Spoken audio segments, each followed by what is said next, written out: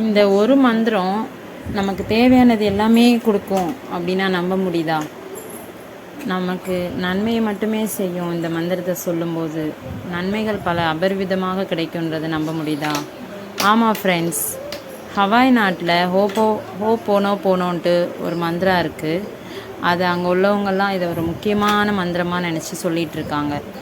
இந்த மந்திரம் நம்ம சொல்லும்போது நமக்கு ஏதாவது நெகட்டிவ் தாட்ஸ் இருக்கும்போது சொல்லலாம், பயம் வரும்போது சொல்லலாம், ஏதாவது நமக்கு தேவைப்படும் போது சொல்லலாம், எப்போனாலும் சொல்லலாம். நம்ம சொல்லிகிட்டே இருக்கலாம், எனி டைம் நம்ம சொல்லிகிட்டே இருக்கலாம். இவ்வளோ டைம் தான் சொல்லணும், இத்தனை தடவை சொல்லணும் அப்படிலாம் கிடையாது.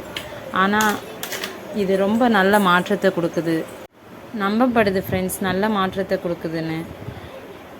அதனால் இந்த மந்திரம் ஒரு கதை நான் கேட்டிருக்கேன். இதை பற்றி ஒரு மனநலம் குறைபாடு உள்ள ஒரு ஹாஸ்பிட்டலில் ஒரு டாக்டர் ஒர்க் பண்ணுறாரு.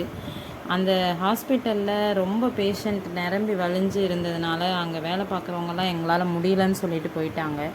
அந்த டைமில் இவர் டாக்டர் அங்கே இருந்தார்.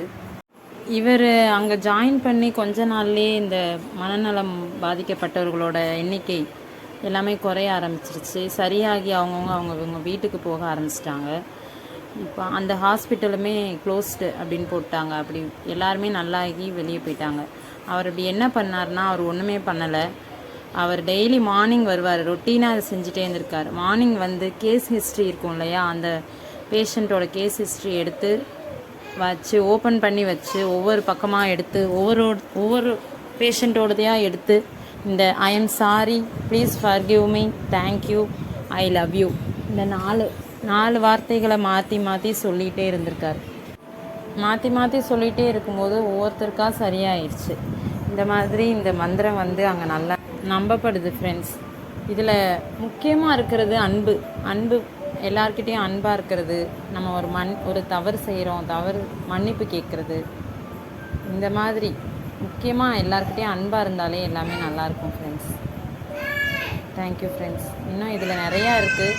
இப்போதைக்கு கொஞ்சம் சொல்லியிருக்கேன். இதை பற்றி நம்ம போக பார்க்கலாம் ஃப்ரெண்ட்ஸ். தேங்க்யூ.